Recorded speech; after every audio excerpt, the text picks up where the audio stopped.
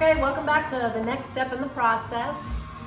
We have to get this spacer off, so I've got to take these bolts out because there's some screws holding the head and some are on the outside, but the rest are in here under this spacer. So the next thing we're going to do is hold on. Like I said, always make sure it's in reverse. Because you only make that mistake maybe twice. You think you remember the first time and you don't, and then you do it again and say, you know what? I'm gonna stop and remember. So also when this cover spacer comes off, we're gonna see the push rods and we're gonna take those out, but that's kind of a slower process. I don't wanna just rush through it because we've gotta mark them. They really go exactly like this one goes here, this one.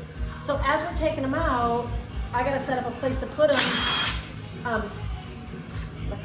and also mark them so they're easy to put back in. So here we go. Very careful. All right, so here's the inside if you've never seen it before. And again, this is an Indian. And we gotta get these things out, but here's the push rods right here. Boop, boop, boop, boop. Okay, and this was the intake and this is the exhaust valve. So we'll do the push rods next.